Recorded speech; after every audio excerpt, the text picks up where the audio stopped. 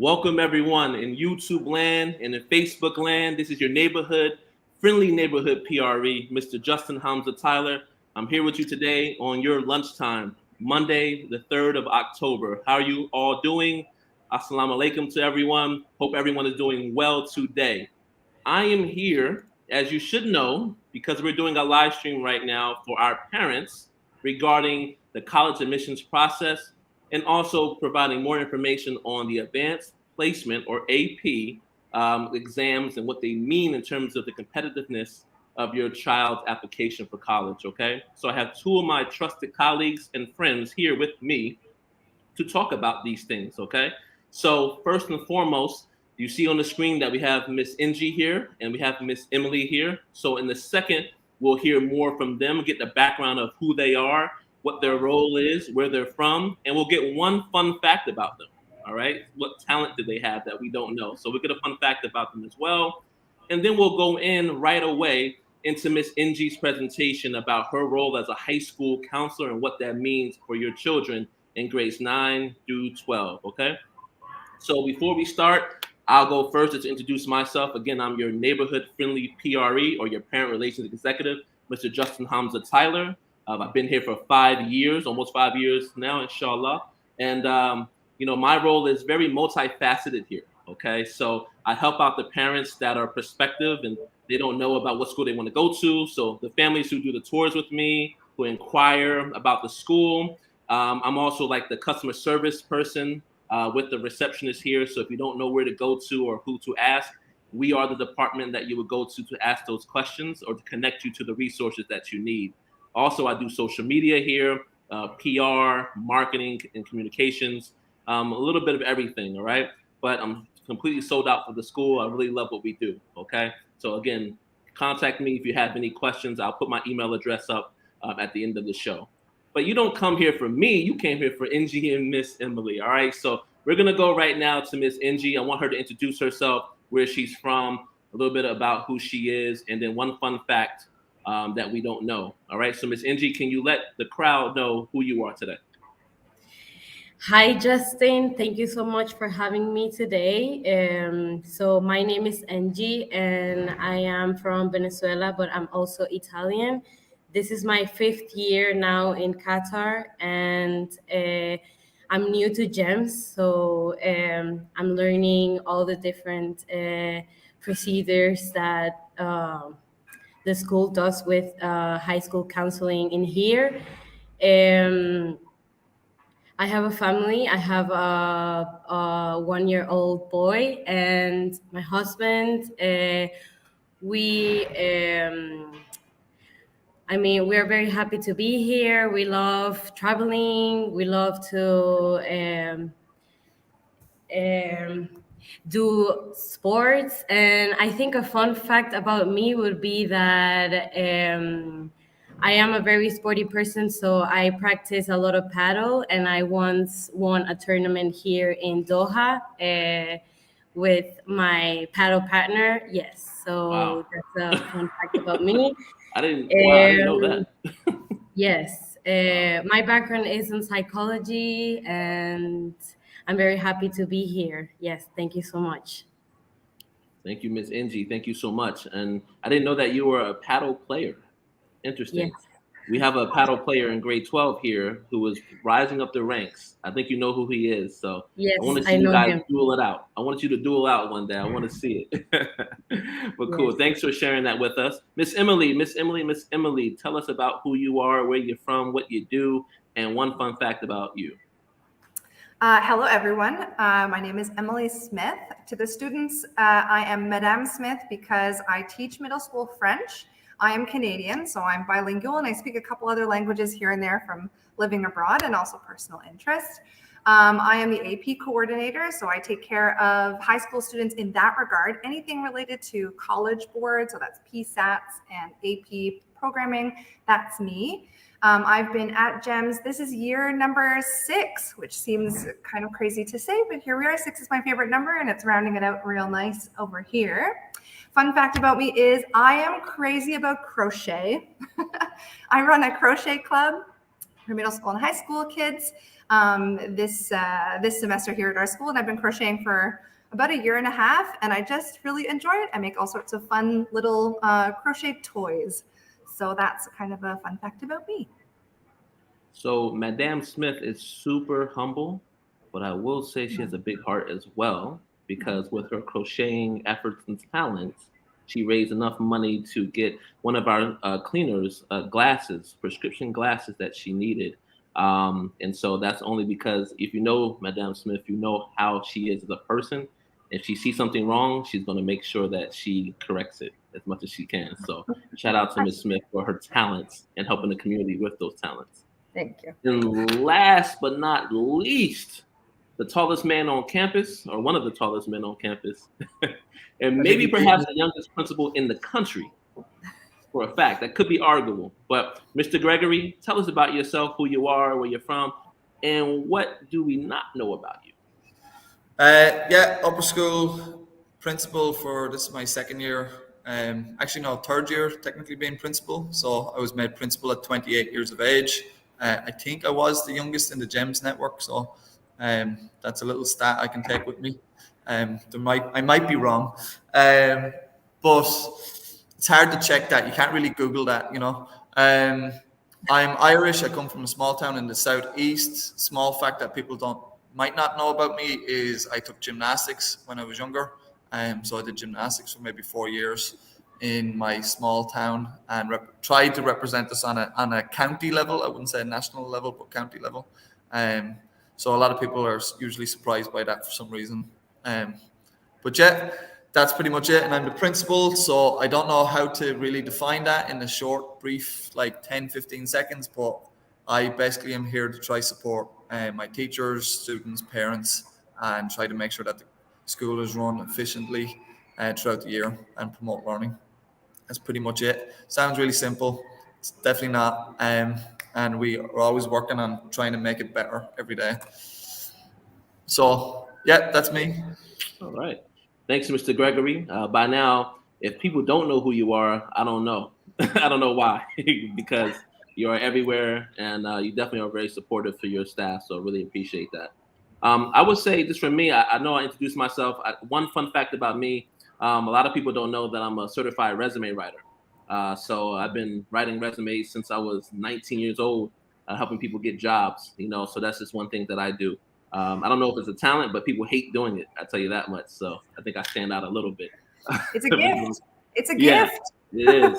I love it. I really love it. It's like writing a novel to me. You know what I mean? I love it. Just want to see the final product. So that's a little fun fact about me. But let's get to the meat of the sandwich. All right. We nibbled a little bit around the bread, you know, now we're going to get to the meat of the sandwich. So we're here today because we want to know about the college admissions process.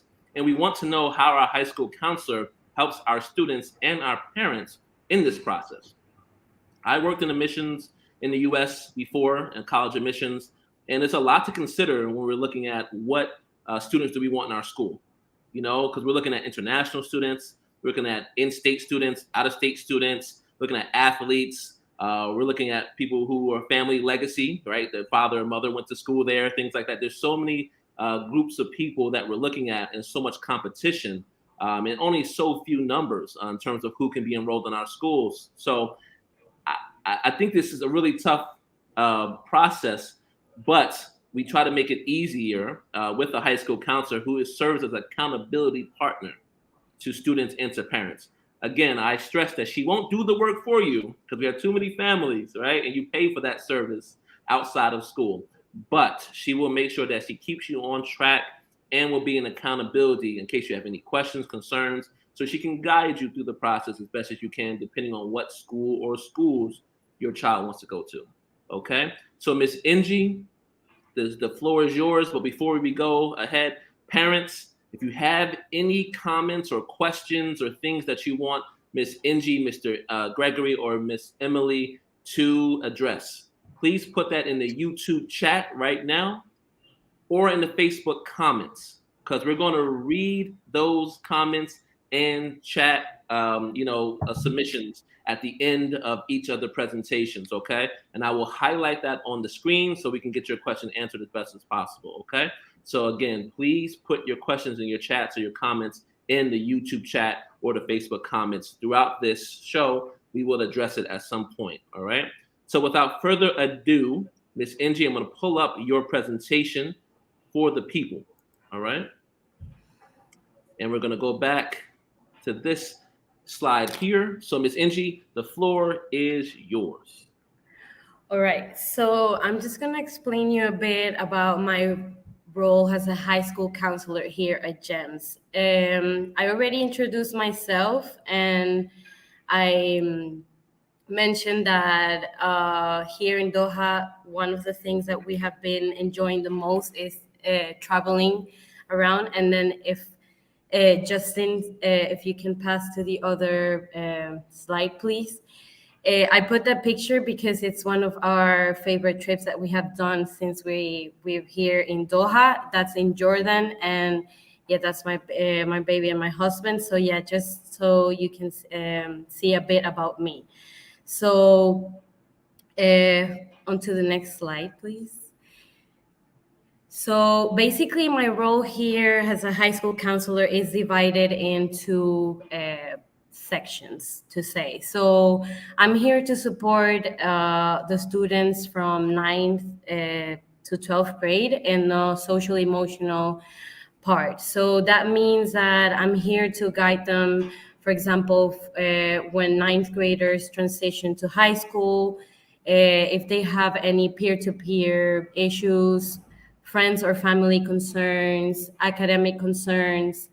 I help them through sort out social skills or build out these social skills, work on time management and organization skills. And I also help them deal with anxiety and stress. So this is just the area that I focus regarding social emotional concerns, and any students from 9th to 12th are more than welcome to come and see me if they have any concern, about the areas that I just mentioned. Moving on, the other role that I have here in the school is into college counseling, which is on the next slide, please. So my other role is, so college counseling basically starts from 11th grade and then moves on until 12th grade. So my role looks like Mr. Tyler just said, I'm here to support and guide all the students to accomplish their goals. So I'm here to share information about application process and deadlines. I help them check their transcripts, and I also share these transcripts with them and also their family. I help them search for university. Issue? Sorry? Yeah, maybe on his end it's running a little slower, but you're good, Engy. Go ahead. Okay, sorry. I help them search for universities that best fit their individual profile. I support them on writing application letters, asking recommendation letters from their teachers, and I also help them look for universities' requisites in general. So as Mr. Tyler said, I'm here to support them and guide them through the process. And I also remind them that they are responsible for this process, and they are accountable for any decisions that they will make throughout this process.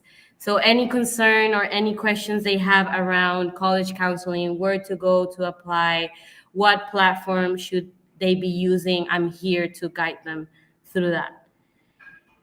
So moving on to the next slide. These are, I put some frequently asked questions that students frequently ask. And so you can see what are they thinking or the concerns are around. So the first question is, where can I find information about the upcoming dates for the SAT? So I have put there the link that sends them to all the information about SATs, which is on collegeboard.org. In there, they would find information about the upcoming dates for the SAT, where they would go to apply for the SAT. As we know, GEMS, we don't provide the SAT here at our school, so they would have to go to other schools here in Doha to present the SAT.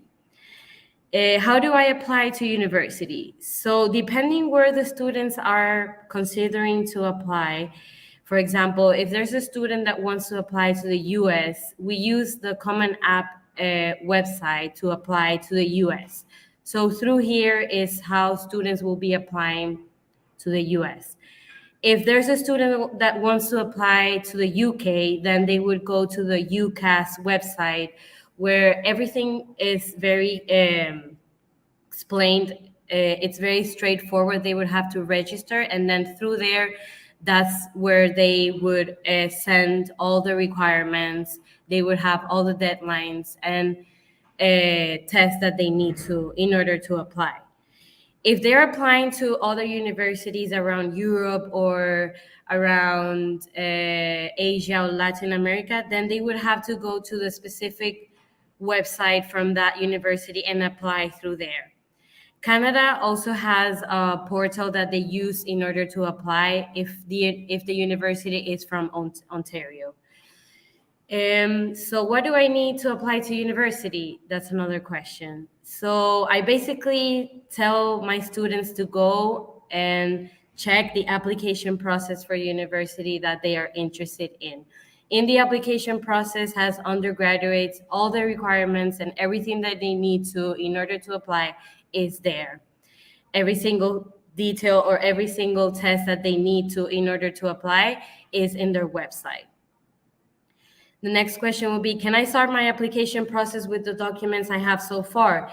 Yes. The reason I put that question is that a lot of students come to me and they ask, SAT scores are due around May or June, if I'm correct. Maybe Miss Emily can help me with that. And then SAT scores are also around those months, so they can start the application process from right now, and then when they have their scores, those will be sent directly to their application, so no need to wait until those scores are out. The other concern they might have is that right now we are currently sharing with them their unofficial transcripts, and there's a difference between official and unofficial transcripts. So unofficial transcripts means that these are for them, for their personal records and for the reference to have. And official transcripts are transcripts that are sent directly to the university. Okay, so those students have no access to this official transcripts, and they are requested beforehand if they need it in order to apply to university. So I hope these questions share some clarity. And if we move on to the next slide, you can see how you can contact me. So there are two ways that you can contact me. You can either send me an email, which is there in the slide, or you can also go to the other link, High School Counselor Calendly, and in there you would find my calendar. So you can basically book an appointment with me, and it would log that time to meet with me and with you. So this is also for students as well, and you're more than welcome to contact me through any platform you may want to. So yeah. All right. Bravo. Yes. Thank you, Miss Engy. This is really good information. Definitely a great starting point for our families to understand your role and to introduce you to our school community this year. All right. So what I'm going to do now, I have look at some questions right now that maybe I can post. And there's really one question here from Miss Marwa that I want to post here. So I'm going to leave it there. And it says, what is a good SAT score? And does the school assist students with practicing SAT? Like they will do a typical one on the day, they will do with the College Board. So basically, do we offer practice SAT and what actually is a good SAT score? This could be from Mr. Amen and also from Miss Engy. I can answer this one. And Yeah, Miss Emily. Madame Smith can definitely answer this one. This is in my wheelhouse. So this is part of what part of my role as the AP coordinator. I also facilitate the Psat process, and Psat really means pre-SAT. We offer the pre-SAT, the Psat, to students in grade 8, 9, 10, and 11. And our first Psat of the year for grades 10 and 11 is actually happening next week on Wednesday. All grade 10 and 11 students will have the opportunity to sit the Psat. The Psat is a practice test for the SAT. It helps to give students the chance to try and try out the system, the way that it works. So the Psat will be organized and administered in the same way that the SAT will be, in terms of style of questions, length of test, all of the kind of content, the way questions are organized, the way the test is, it's all the Psats are there to prepare students for the SAT. So although that we do not offer the SAT at our school, we do help students to prepare for the SAT. A good SAT score, so I have a quote actually from the College Board website, so I'll take this opportunity to just plug collegeboard.org, which is the best place to go for most questions about SAT, Psat, or AP, because they are the ones who are creating those programs, those exams, those systems. So the answer to the what's a good score? So in 2019, the average SAT score was 1050, so 1050, which would put students in the top 10% of test takers, and it would help make their application more competitive at some more selective schools. So that would be a good score. Hopefully that answered the question. Yeah, I think so. I think so. Okay, good. All right, we do have a couple of other questions here as well. I'll have one posted now from Dr. Waleed. So for Madame Emily, some unis require a full preschool to grade 12 transcript, but is the best approach for students who transfer between two schools here in Doha? That'd be more for. That's more for Engy. Yeah, Yep. I can answer that one. Honestly, so transcript wise, transcript report card, there's two different sort of documentations that might be required. You'd have to tell me the uni, for example, because this can be specific by each university within each country, or it can be different internationally as well. But a transcript, for example, for us is only from grade 9 through 12, because the transcript only looks at credits that are earned for your grade point average. So actually having a transcript only happens from grade 9 to 12, while you have report cards for every grade level, no matter what school you go to. So what that university might be asking for, I'm curious if it's Korea, because I think Korea does this, but they might ask for every report card all the way down to pre-K. And what you have to do is you have to get those report cards from your previous school and from our school by the time that you finish, and have all of those report cards ready to send to that university. And you'd probably have to get the school stamp and signature on each one, which, our team has no problem doing with, and I'm sure the other school in Doha would be able to do it as well. So I know from some experience that Korea, for example, will ask for every piece of documentation from pre-K all the way up to grade 12 in order to get into the universities and colleges. Mm-hmm. All right. Thank you for that, Mr. Gregory. Hope that answered your question, Dr. Waleed. We have another question here as well, bringing up another second question from Marwa. Regarding universities in Egypt, do you have a background of the requirements and what the student needs and misses? As normally we would knock all the doors, whether a road or back in our home country. So I can help. Okay. Yeah. It's okay. Go. Yeah, you go. No, I was to help answer the question. We have an upcoming fair. The American University in Cairo is coming, and they will be here in campus, I believe, October 25th. and they would be here to present application process if there are students that are interested in applying to Egypt. Mr. Gregory, do you want to add more to that? Yeah, just Mr. Lenz's context with this. So I've been working with Yeah. Mr. Lenz now for 6 years. So we've had a few students who go to Egypt in the end. So Egypt is one of those countries that actually will require that it has 8 subjects in your final year. So in grade 12, you have to have 8 subjects that correlate to the Egyptian requirements and ministry requirements. So I can actually, if you come and let me know what it is or who your student is and you're coming in, we can look at the transcript just to make sure that they have those 8 classes. Simple things like, for example, student here in the American curriculum might have pre-calculus in their grade 12 year, but what the Egyptian university wants to see is mathematics. So sometimes it's just basically us altering the transcript's name of what the course you take is in order to get into Egypt. We're not changing the course and we're not doing anything sort of illegal. We're just, maybe putting in we're saying mathematics and then in brackets pre-calculus so that a university in Egypt knows what to do. But we change or alter the transcript sometimes in order for you to meet the requirements in certain countries because they just, no matter how often you explain it to an Egyptian university that pre-calculus is a mathematics course, they won't accept it unless they see mathematics either in brackets or as the leading topic. But they're the small things that you might. Egypt is a complicated one, and I don't know if we have any Jordanian parents listening.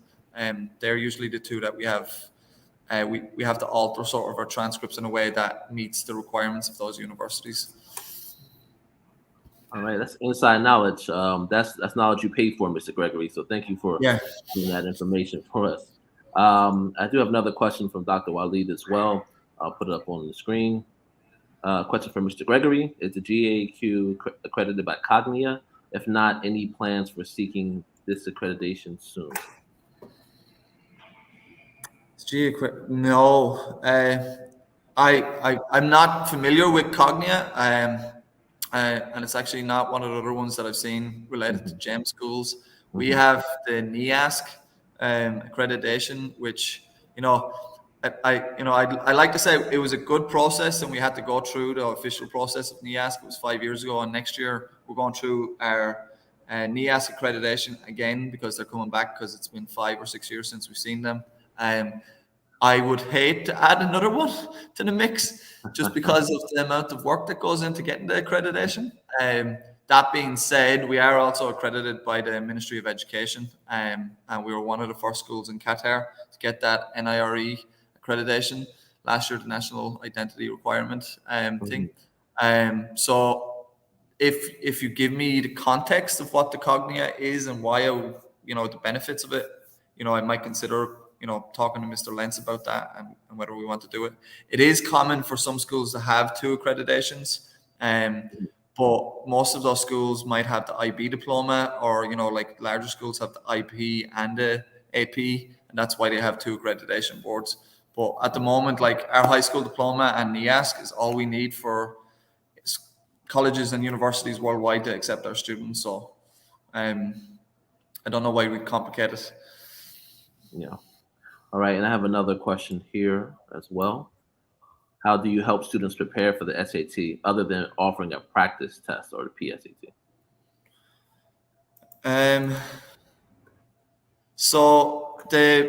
We used to have SAT prep as sort of an after-school activity. If we garner more interest regarding that, I would definitely try to promote that as an ASA for semester 2.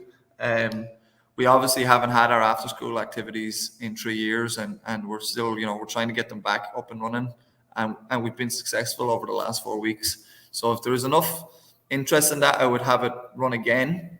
But honestly, it's a conversation with the mathematics department again. SAT, if you go on Khan Academy, which is a free online resource that a lot of our mathematics teachers use, they have free PSAT and SAT prep. They also have ACT prep. They have videos there with guys who've done the SAT for multiple years. It's basically like free tutoring.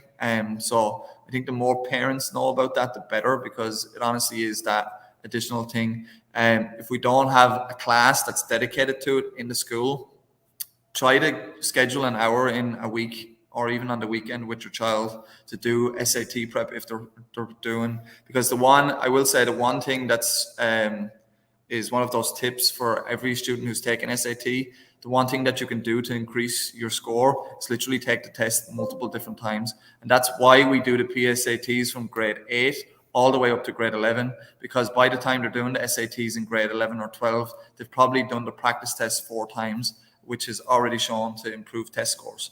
But again, mathematics is, I know it's not just mathematics, it's mathematics and reading.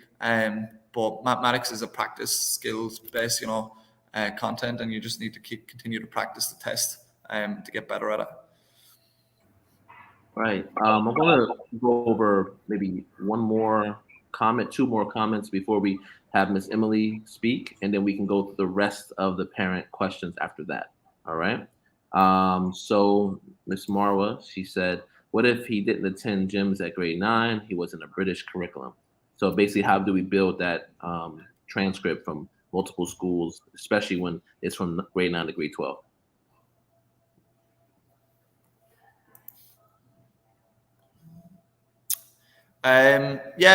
So what we do is, on our transcript, I would look at the British curriculum, and then we would, sometimes in the British curriculum, they'll have biology, physics, and chemistry all in 1 year. But we'd have to look at that and say, well, actually, you just took science that's 1 science credit for us, because if we look at the hours and equate that to the hours that we do in the American curriculum, we just give them a credit for that.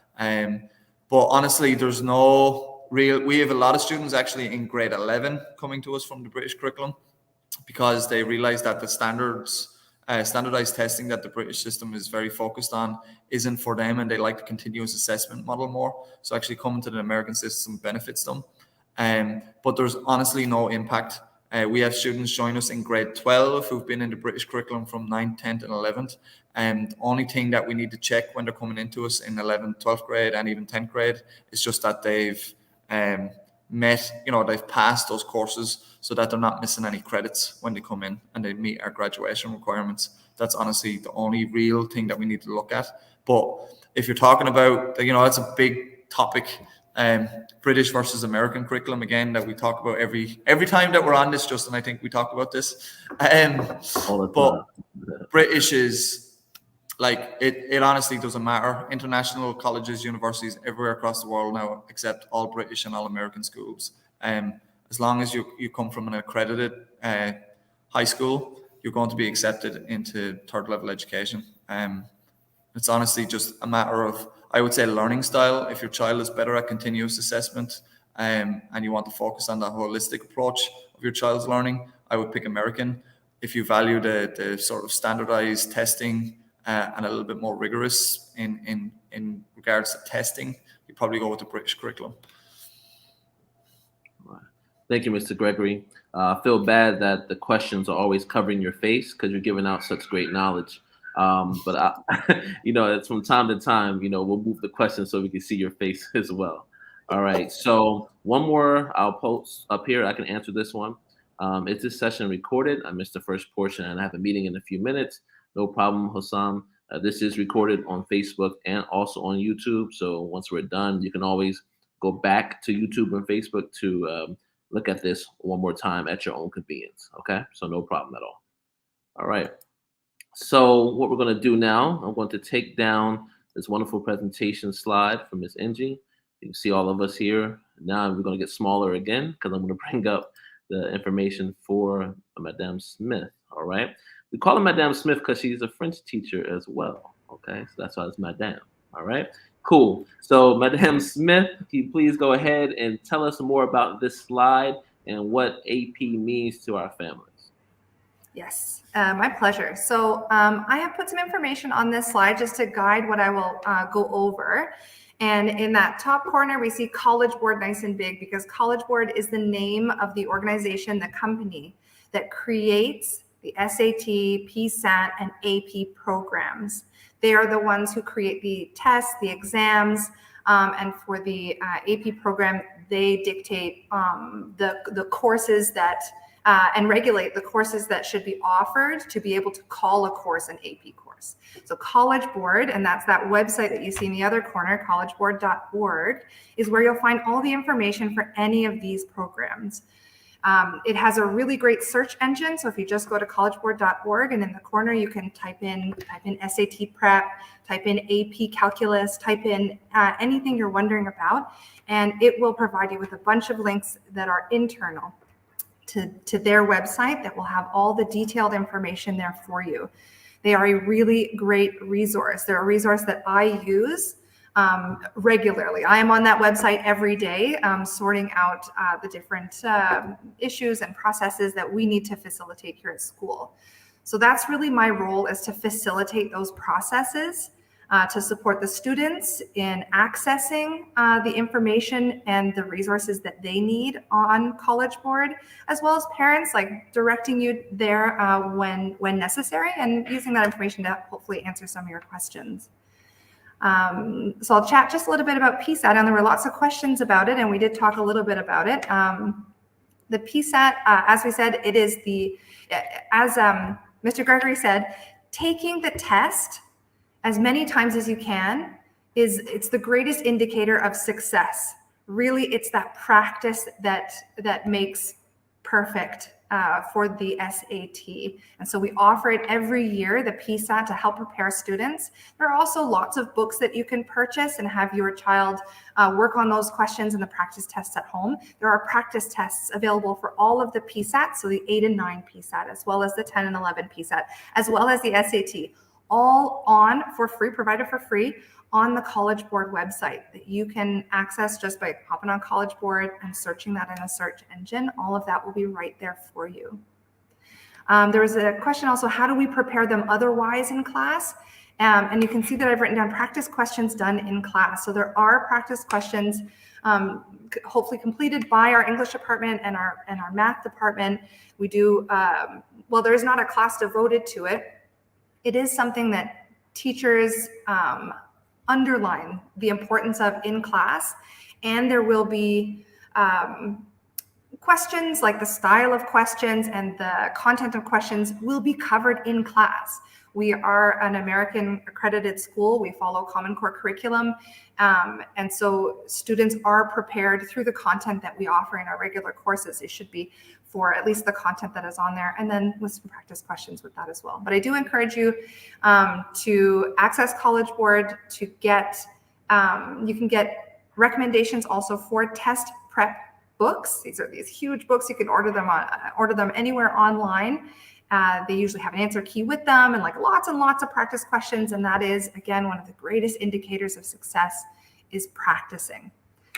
So that's what I have to say about Psats. And just a reminder, if you have a student in grade 10 or 11, on Wednesday of next week, on the 12th, they will be sitting the Psat. The 8 and 9 Psat will be in March, and we'll talk more about that closer to the day. I will talk a bit about the AP Emily, you program. said Psats for 10th and 11th, or on the 12th? All right. 10 and 11.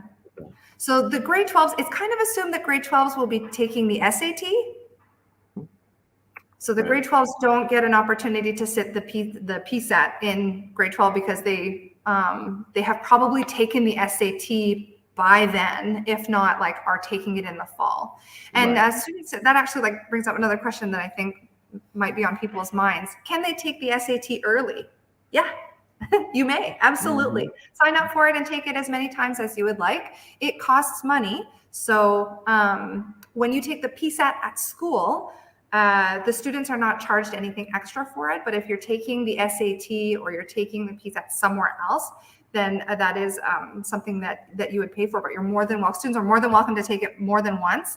And college applications, they will look at your best score. So they won't look at your most recent score. They'll look at your best score. So more than welcome to take it. Yeah. Many the times. only one on that, Madame Smith, is I believe they will know how many times you've taken the test as well. And some colleges and universities, their enrollment or admissions officers will look at that, and that can be considered a negative if you've taken the SAT like 6 times.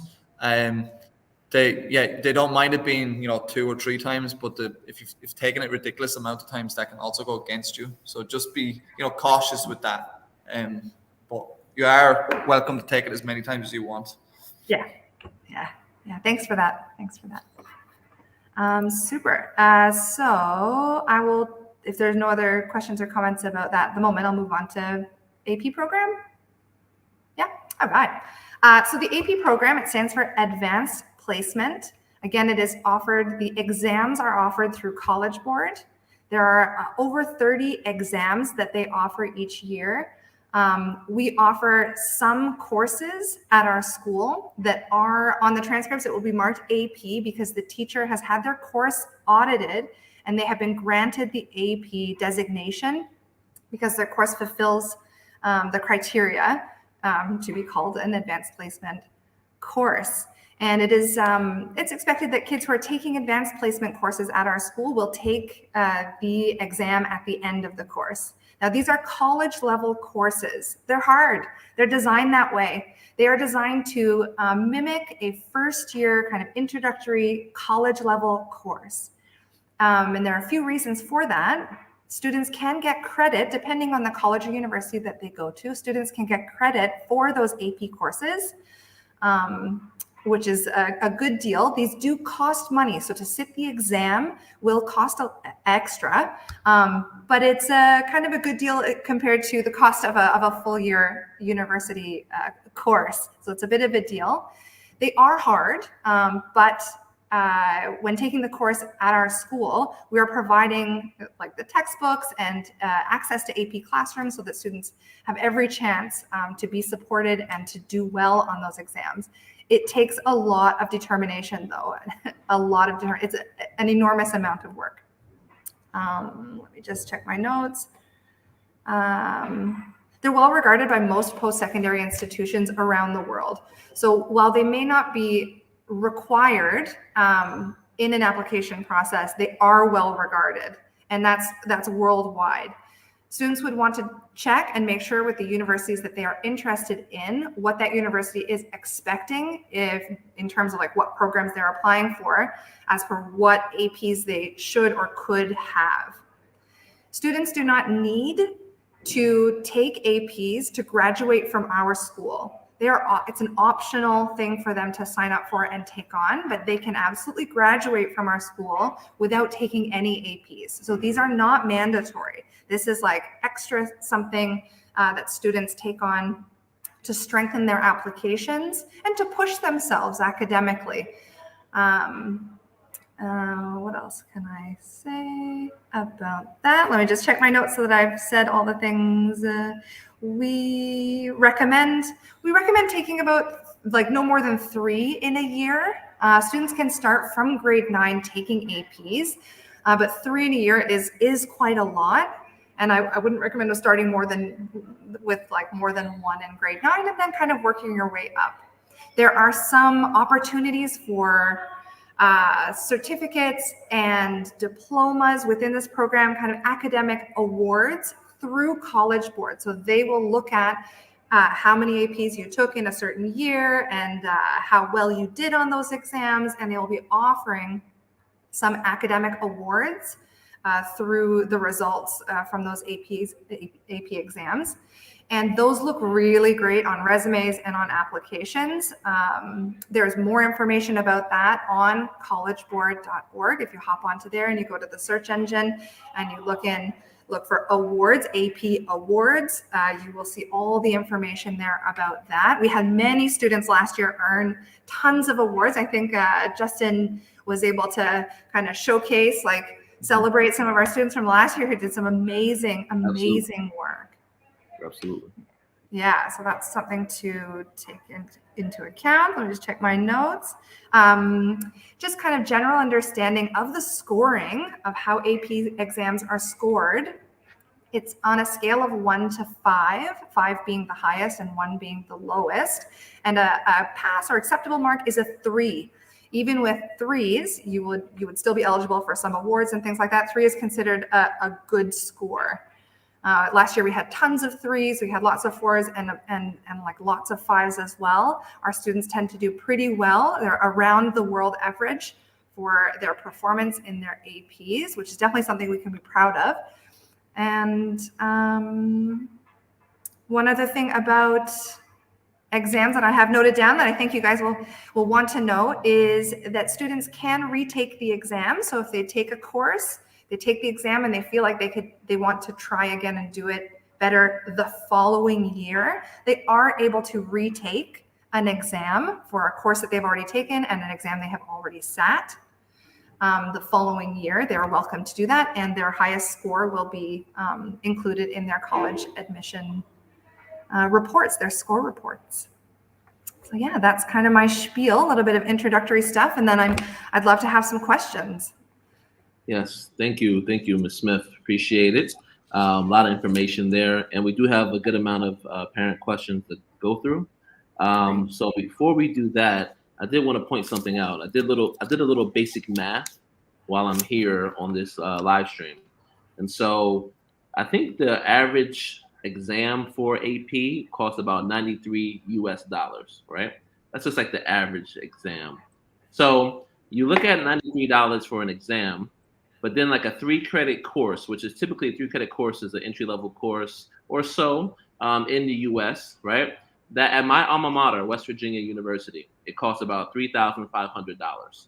So for the same course, if you pass your AP exam with a 3 or better, and then your school accepts that AP course for 3 credits, right, at the school you're attending, then you basically save almost $3,000 or more, right, just for that one course. So instead of paying $3,500 US, you would pay only $93 to have it done, right? So just some of the things you can think about. Not all schools take AP credits, right? But for the ones that do, you will save some money and some time because you're getting closer and closer to your degree because you're taking less classes. So hopefully that makes sense, Ms. Smith. I just did some quick math. And I took it's a big deal. Yeah, no, I took APs back many years ago. And so I did get some credits transferred in as well as a student when I was in high school going to college. So it is worth it. But again, you got to check which schools actually accept it or not. All right. Mm-hmm. So let us get to the questions because there are a good amount. All right. So from which grade can they take the SAT tryouts? I guess the practice SATs, preliminary, and then how many times are they able to repeat that? So we offer the Psat, the practice SAT, to students in grade 8, grade 9, grade 10, and grade 11. So for those 4 years at our school, we offer it once per year for each of those grades. Outside of our school, students are welcome to practice as much as they would like, as much as their parents would like them to. But that's how we do it at our school. Yeah, and it's 11th and 12th graders that's the years when you usually take the SATs. Honestly, you shouldn't really do it in 9th and 10th grade because students are still developing their skills and whatnot, and you don't need to do it in 9th and 10th. Yeah. When you get the PSAT practice. So your junior year and your senior year, that's when you take it. All right. The next question is, I understand that AP exams come from abroad. Now, yes. You answer that one. Yeah. So this is is it internal? Is it an internal exam or an external exam? It is an external. So it is from College Board. So this is a major part of my position is facilitating all of these different exams. What's the word I'm looking for? Kind of the conditions, the test, the exam conditions, the exam, what they are producing, if it's a language exam, if it's a math exam, like depending on what it is, like all of the conditions and the stipulations are different. The exams are shipped to us and I facilitate that process. So the teachers at our school are not creating, as long as students are sitting the actual exam for that subject, that course, then the teacher is not creating the exam. The exam is created by College Board, by the AP program. Then we have them, we give them to the students, and then we ship them back, and they're all marked externally. The teachers are not marking them, which is why the mark that students receive, the grade that students receive on the exam, is not included in the final grade of the students taking the test, like on our report cards, because those the score reports come out usually in July, beginning of July. And so those are scored externally, and that score is separate from the classwork and the kind of formative assessments and all of the classwork that students do at school during the course. All right. Next question here. How does GEM support the application process to American universities in Lebanon? Are there any hiccups we need to pay attention to in terms of government documentation and accreditation? So, Engy, would you have more information or insight on this? Or Mr. Gregory as well? Lebanon's a new one for me.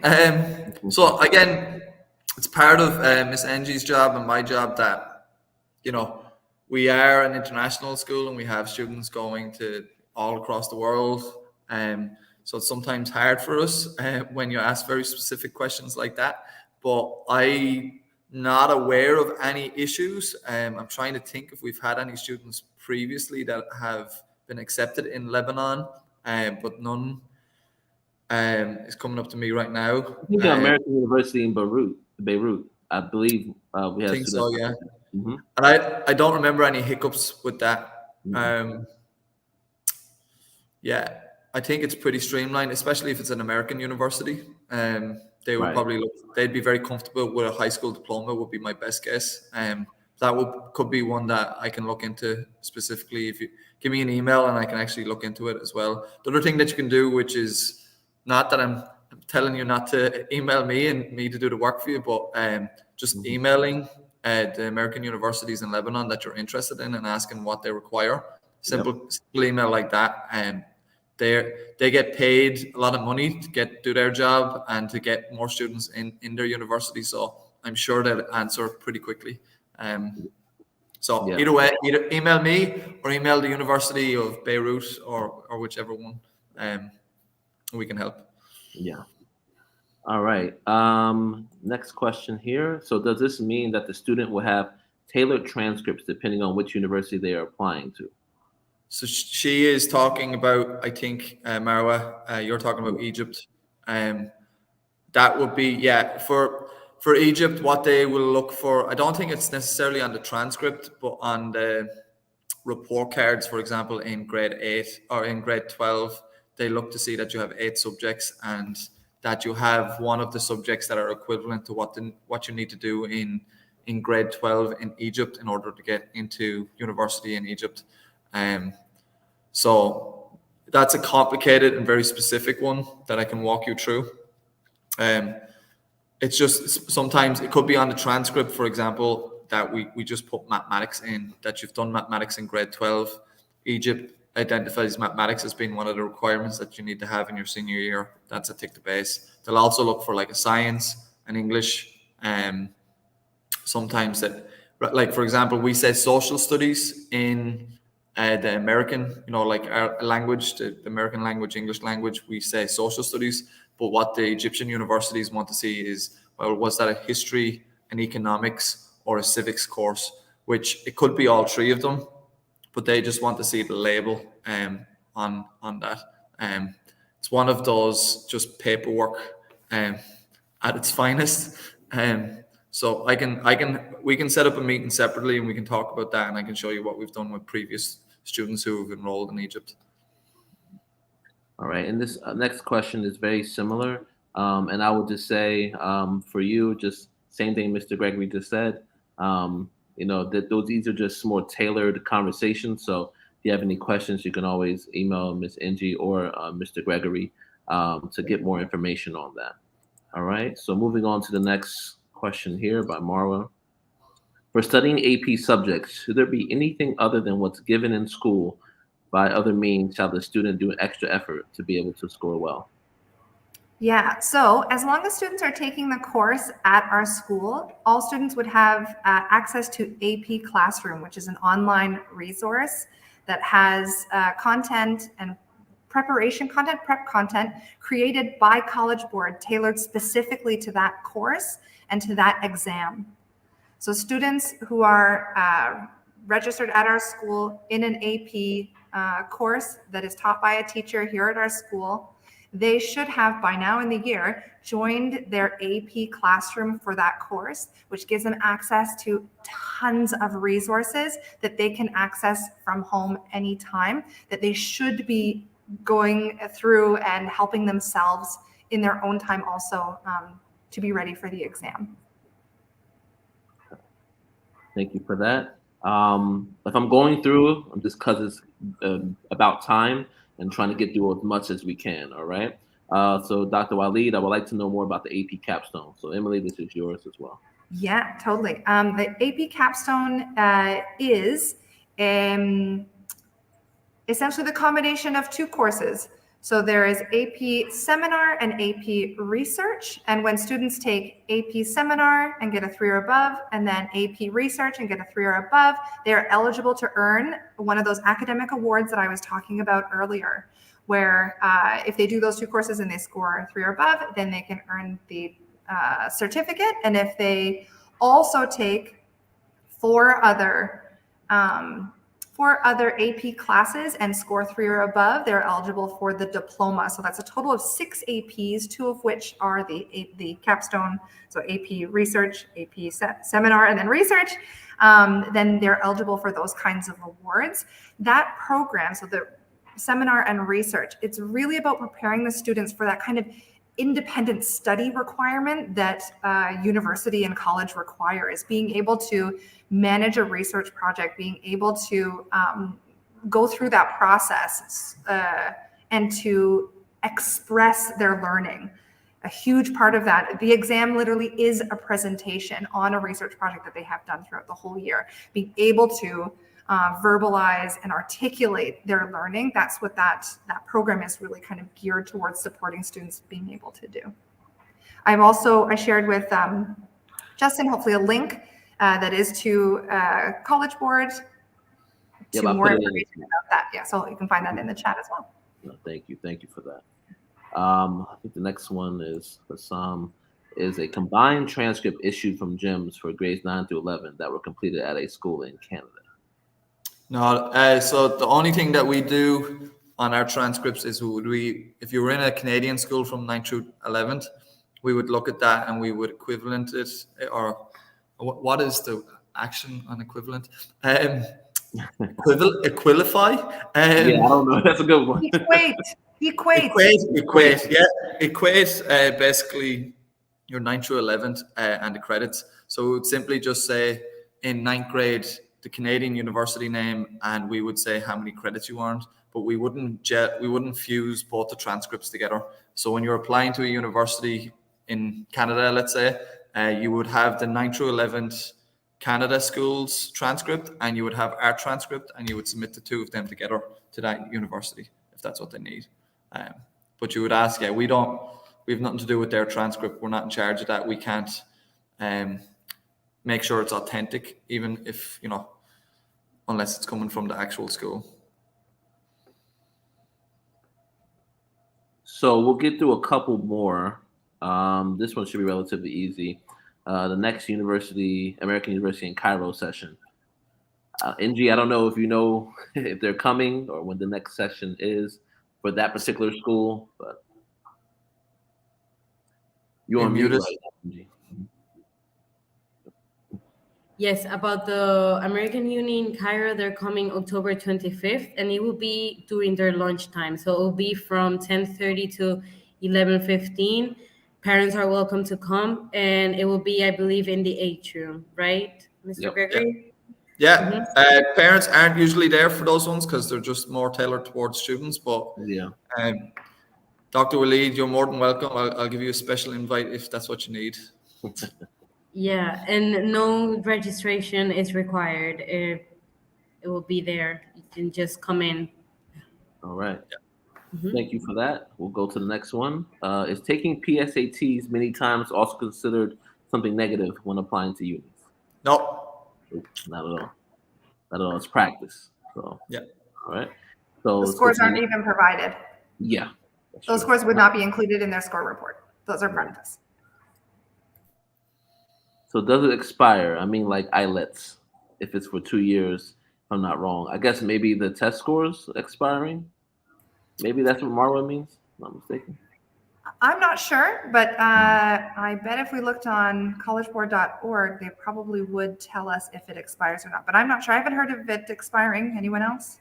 Is she talking about the AP classes, like the AP, like I think it was SAT. I think it was related to SAT. oh SAT? Yeah, no, I don't. I haven't heard of that happening before. Never heard that either. Yeah. All right. Next question: does all AP subjects have textbooks? What about seminar and computer science? No, that's definitely subject specific, Emily. Right? So, could you give me an example of one that definitely doesn't have a textbook? Because I can think of a few. Seminar doesn't have one. Research do not have a textbook. I'm not sure about computer science, but all of them would have an AP classroom. So even if there's not a textbook associated with the course, they all have an AP classroom that has all that information, all the content to help them be ready. Yeah, AP art as well. We offer 3 AP arts. We offer 2D, 3D, and drawing. None of them are going to have a textbook because it's all portfolio based. So specific. I know I was the AP calculus teacher. We had a textbook and we had the College Board access. So it's just subject specific. All right. We only have about 4 minutes left. So, whatever we get in 4 minutes is what we get. Next question here. But these AP courses would be considered electives. I don't believe so. I believe if it's an AP math course, it counts as a math credit. Is that correct, Engy? Correct. Yeah. And AP seminar is one of those weird ones. Here at the moment, we consider AP seminar and AP research to be either an English or a social studies credit. So they're not considered electives in the graduation requirements, though. Gotcha. All right. Next question here. How does GYM support the application process to medical schools in Turkey? Any roadblocks? Not that I know of, because I know that one of our students that was here last week, Justin, correct me if I'm wrong, is actually in the medical program in Turkey. I don't think there was any real roadblocks with her application that I recall. And I worked pretty closely with that student, so I think I would have known. Yeah. And we discussed it, and she said nothing about that either. So yeah. Next one here. I missed your answer for this, but tell us again how AP scores reports are provided to students and their families when released in July. Emily? Sorry, jumping on that. So all students who take APs will have access to AP Classroom, which is the College Board website, and their profile on there. They will receive their reports there. Their results will be accessible to them through there. So that's in July, because we're not in school, so teachers can't provide that to students because we'll be hopefully on holiday by then. But all students will be able to access their own accounts and see their results in July there. Teachers, we also have access, but self-service, students and parents can check on the student's actual account. And that's where you get your SAT and PSAT results as well, correct? Yeah, it's all the same account. Students should only ever have one College Board account where they do all of their College Board business. So as I said, it's SAT, PSAT, PSAT no, but SAT and College Board. So everything is there. AP and PSAT and SAT. All right. All of our things are there. All right. Almost done. Closing it out here. How does GYM support the application process to Canadian universities? Or Ontario universities in Canada. We should let the Canadians speak. Maybe Miss Emily. She's like, I don't know, maybe. But Engy as well. I can also help with that, yes. So Zainab, if you want to write me an email, I can share with you there's a portal that students use in order to apply to Ontario universities. And I can share that with you. Through there, they will apply, and then all the requirements and everything is listed in that website. Yeah, I can name probably 20 to 30 graduates that are currently in Ontario. That's pretty streamlined at this stage. All right. Absolutely. Being a Canadian citizen, does this eliminate the requirements for completing an IELTS test for being a native English speaker? Ooh, that's a good question. I believe yes. but I don't think I'm 100% sure. I believe that students that hold an American passport, they don't have to do the IELTS, but I don't know. Mr. Gregory, do you know about this? I'm Googling. Yeah, it's not everything we have the answer for, but this actually helps us, you know, in terms of getting the answer for you or for you to look it up yourself and confirming with us. So either way, between that, we should be able to get that information. This is actually a great segue because we're done our questions, and I really, really appreciate parents giving us some really good questions to think about. I want to put up, you know, a couple of email addresses here. If you have any questions about AP or the SAT or PSAT or about Canada, you can talk to Miss Smith, and that is her email address there. And then the next person, I just put it up on the screen as well, Miss Engy. So she's the high school counselor here. So you're talking about social emotional development for grade 9 through 12, career and college readiness, you know, the process about it, different questions about universities and countries and things like that. Miss Engy would be your person there. Mr. Gregory, the legend at our school, it does everything for upper school, right? He knows everything that's going on because he's been here for so long. And Mr. Gregory's email address is there for you as well. And then for myself, if you have any questions about none of this, because I can't answer all of them as a figure, but I can help you answer any questions you have. This is my email address here as well. I'm always going to be able to answer your question directly or connect you to the resource that can. Okay. I will close it out by just putting some of the comments that our team or parents have gave us for the rest of the show.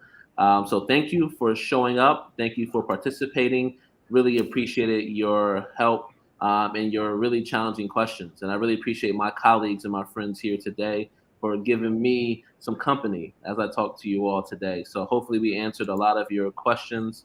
Really, really appreciate you. And like Mr. Mark says, our parents really are our greatest ambassadors. I really do believe that. All right. So if you have any other questions, please get in contact with us. And before we go, I know Ms. Engy looking at me saying, please make this announcement. We do have a university visit. All right. It's going to be on Thursday, October 6th. This is really for grade 11 and grade 12. Right. It's from 3 to 4:30 in our black box theater. Okay. We have a lot of American universities coming. And as an American, I feel proud that there are American universities coming. So 3 to 4, Thursday, October 6th, grade 11, grade 12, targeted audience, big university visit that we're going to have at our school. Please come out. Please tell other families in these grades as well. We want you to get as much information as possible because there will be a presentation. It won't just be talking to universities. There will be a presentation. There will be more knowledge for you to soak up, okay? So please make every effort to come. If you have any questions about it or how to register or anything like that, you don't need to register. Just show up. We're here, okay? We're going to have it, all right? I have to say goodbye. I have to go now. My friends have to go now. I don't want to keep them too long, but thank you so much for attending today. And ma salama. All right. Have a good one.